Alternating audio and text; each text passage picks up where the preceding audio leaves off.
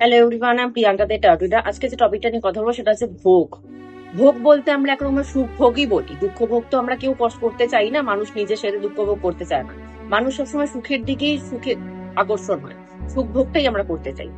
কিন্তু একটা জিনিস সবসময় ভাববেন, আমাদের যে মনটা আছে না, সে সবসময় নতুন নতুন সুখ খুঁজতে চায়। তাকে রোজ দিন একরকম সুখ দেবেন আপনি, সে নেবে না।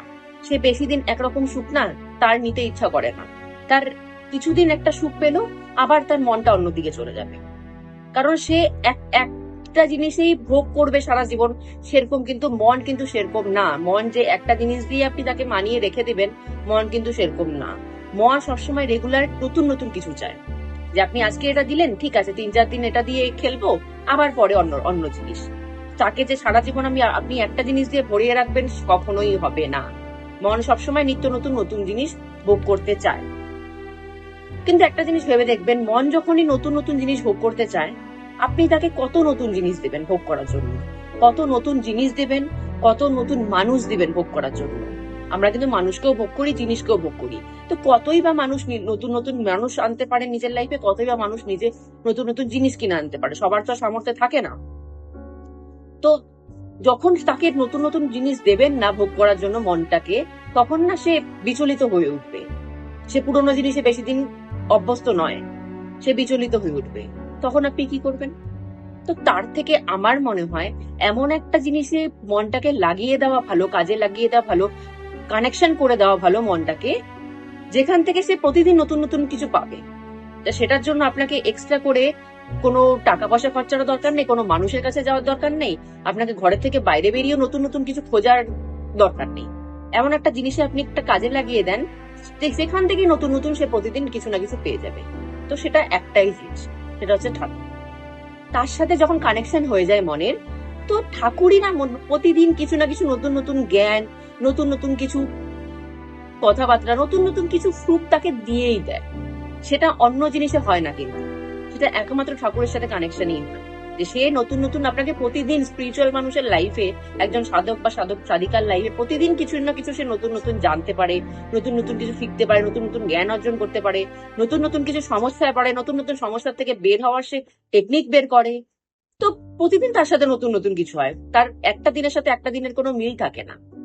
তো সেটা কিসের জন্য হচ্ছে? সেটা তার জন্যই হচ্ছে যে আমরা আমাদের মনটাকে ঠাকুরের সাথে কানেকশন করে দিয়েছি। তো সেখান থেকে সে নতুন নতুন ভোগের জিনিস সে বের করে নিচ্ছে।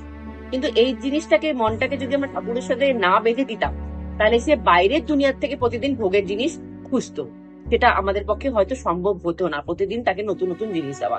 যেহেতু ঠাকুরের সাথে কানেকশন করে দিয়েছি, তো সেই মনটাকে কি করে ঠাকুর চালাবে, সেটার জিম্মেদারি ঠাকুরের। তাকে প্রতিদিন নতুন নতুন কিভাবে জ্ঞান দিবে, প্রতিদিন নতুন নতুন কি করে জিনিস শিখাবে, সেটা পুরোপুরি দায়িত্ব কিন্তু ঠাকুরের। তো সেজন্য আমাদের এক্সট্রা করে কোনো এফোর্ট করতে কিন্তু হয় না। কিন্তু যারা ঠাকুরের সাথে কানেকশন নেই, তাদের রেগুলার নিজের উপর এফোর্ট করতে হয় যে আমি কি করে নিজেকে খুশি রাখবো। কিন্তু যারা ঠাকুরের আন্ডারে থাকে, তারা নিজেকে কি করে খুশি রাখবো সেটা কখনো ভাবে না। তারা ভাবে আমরা ঠাকুরকে কি করে সেবা দিব, কি করে দুটো মানুষকে সেবা দিব, কি করে মানুষের কাজে লাগবো। তো এই জিনিসের মধ্যে থেকে না সে নিজেকে খুশি করার একটা জারিয়া পেয়ে যায়, যেটা নর্মাল মানুষের কিন্তু হয় না। আমার অনেক সময় দেখি কোনো স্পিরিচুয়াল মানুষ যদি কিছুদিনের জন্য ভটকেও যায়, কিছুদিনের জন্য খুব স্পিরিচুয়াল মানুষ কিছুদিনের জন্য ভটকায় না, 1-2 দিনের জন্য সে অন্য কিছুতে মন লাগিয়ে বসে, অন্য কিছুতে মোহে পড়ে গেল, মায়ায় পড়ে গেল, বাধায় পড়ে গেল, ভালো লেগে গেল। তো সেই ভালো লাগাটাও না সে বেশি দিন স্টে করতে পারে না। কারণ সে যে একবার ঠাকুরকে ভালোবেসে ফেলে না, সে বেশি দিন অন্য জিনিসে মন লাগাতে পারে না, হার্ডলি 1 থেকে 2 দিন। তারপর কিন্তু সে কাম ব্যাক আবার ঠাকুরেই আসে। সে যখন দেখে যে বাইরের জিনিসে 1 দিন ভোগ করা যায়, 2 দিন ভোগ করা যায়, বাইরে বেশি দিন ভোগ করা, বেশি দিন সুখ নেওয়া যায় না বাইরের পৃথিবীর থেকে, তখন সে আমার রিটার্ন ব্যাক ঠাকুরেই করে। কারণ সেখানে একটা এত বড় সুন্দর একটা সুখ ভোগ আছে ঠাকুরের সাথে, সেই জিনিসটা না বাইরে পার্থিব জগতে না পাওয়া সম্ভব না, আমার মনে হয় না। কারণ সাধক সাধিকারা আমি দেখেছি, যারা যারা সন্ন্যাস গ্রহণ করে, সারা সারা জীবন বাড়ি ঘর সংসার ত্যাগ করে পাহাড়ে থেকে যায়, বন জঙ্গলে থেকে যায়, কি করে থেকে যায়, তারা ওখানে কি সুখ পায়? আমাদের এই দুনিয়ার থেকে আলাদা হয়ে তারা সুখটা কি পায় যে তারা সেখানে সারা জীবন থেকে যায়? তার মানে ঠিকই কিছু নিশ্চয়ই তারা সুখটা পায়, প্রতিদিন কিছু সুখ পায়। ওই জন্যই তারা সংসার সবকিছু ত্যাগ করে, নিজের মানুষ ত্যাগ করে তারা বাইরে থেকে যেতে পারে।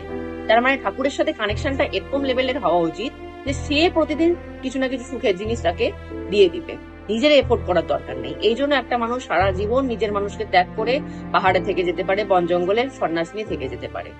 কিন্তু এখন তো আর সেরকম মানুষ পাহাড়ে বন জঙ্গলে সন্ন্যাস নিয়ে থাকে না, ঘরেই থেকে যায়। তো ঘরে থেকেও না প্রতিদিন নতুন নতুন কিছু শেখা যায়, নতুন নতুন সুখভোগ করা যায়, যার জন্য পয়সা খরচা করে বাইরে যাওয়ার কোনো দরকার নেই। তো শুধুমাত্র একটু কানেকশন করে নিন ঠাকুরের সাথে, তাহলে দেখবেন মন, যার সাথে কানেকশন করবেন সেই আপনার মনটাকে কন্ট্রোল করছে, আপনার মন আর দিক বিদিক ঘুরে বেড়াচ্ছে না সুখভোগ করার জন্য। তো আজকে আমাদের এখানেই স্টপ করছি। জয় গুরু।